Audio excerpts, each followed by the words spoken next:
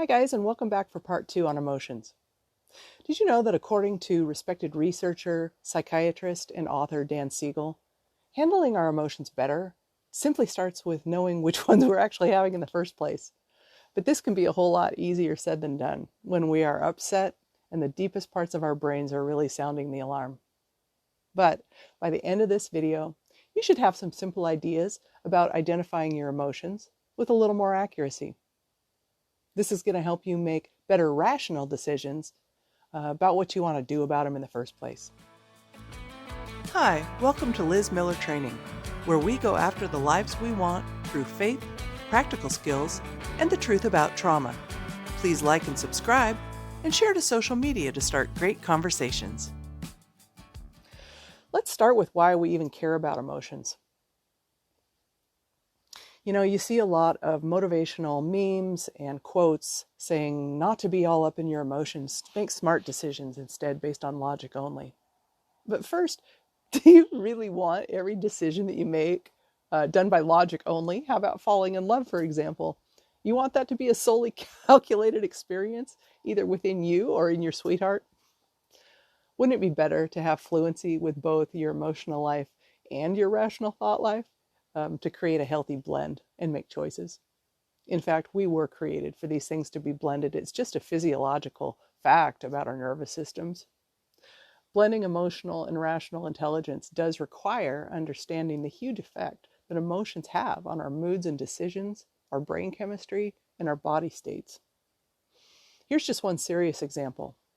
In deep grief, which is a form of extreme sadness, maybe with some trauma, the body absorbs it as an actual injury in need of actual physical restoration.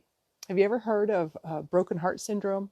It's also known as Takotsubo syndrome or stress cardiomyopathy, where the heart muscle is literally weakened by grief.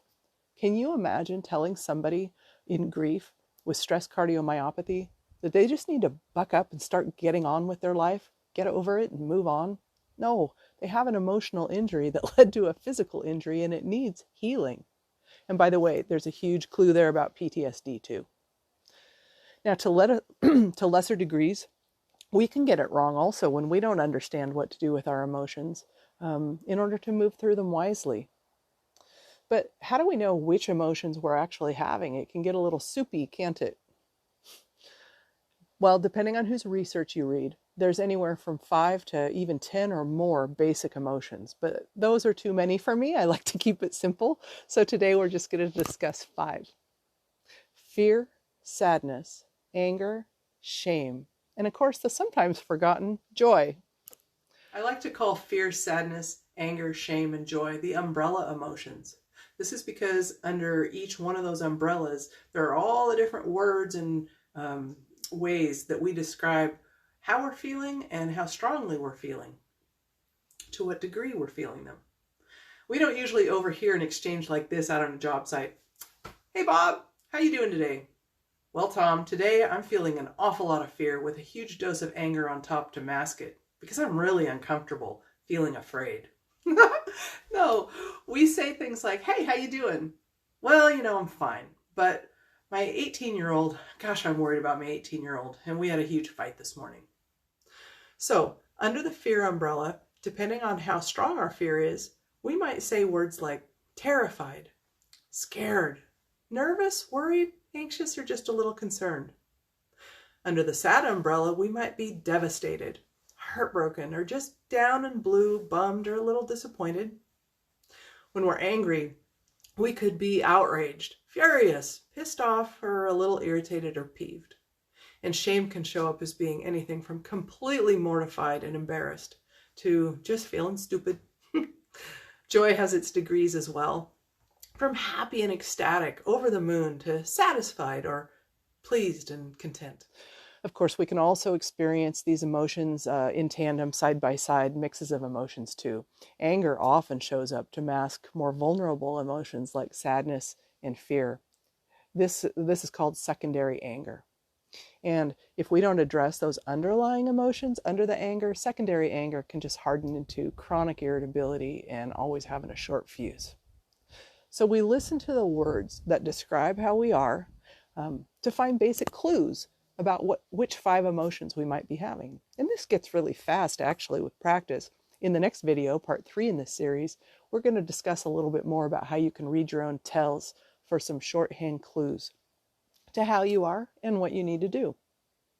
But as we wrap up today, gosh, it's obvious that this is a huge topic and way too much to unpack all at once.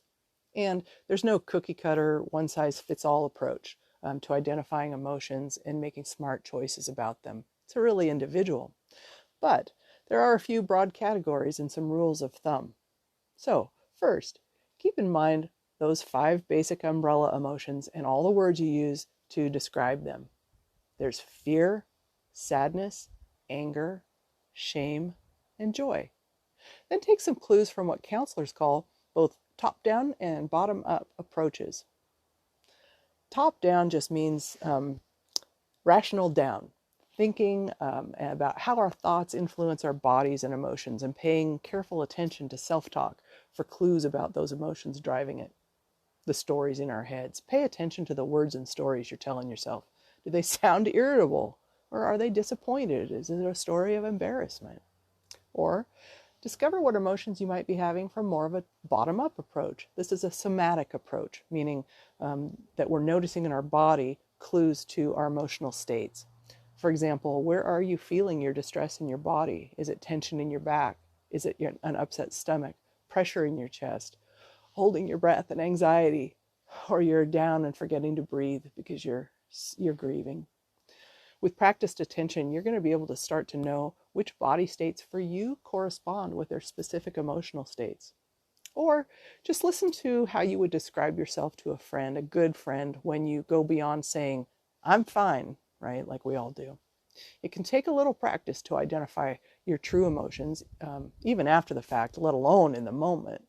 But it is true that the more observant you get and the more you pay attention to those simple umbrella emotions and your body and learn to address those emotions at the root, you're going to waste a whole lot less time and energy developing habits like chronic irritability or feeling stuck. In the next video, we're going to wrap up this 3-part series with how to notice your own tells as indicators of what emotional cards you're really holding. From there, you can make better rational decisions about what to do with them. Thanks for watching, and I'll see you in part 3. All right, thanks guys. Thanks for watching Liz Miller Training. If you like this content, please like, subscribe, and share, and get a free assessment and video mini course at the link in the description below.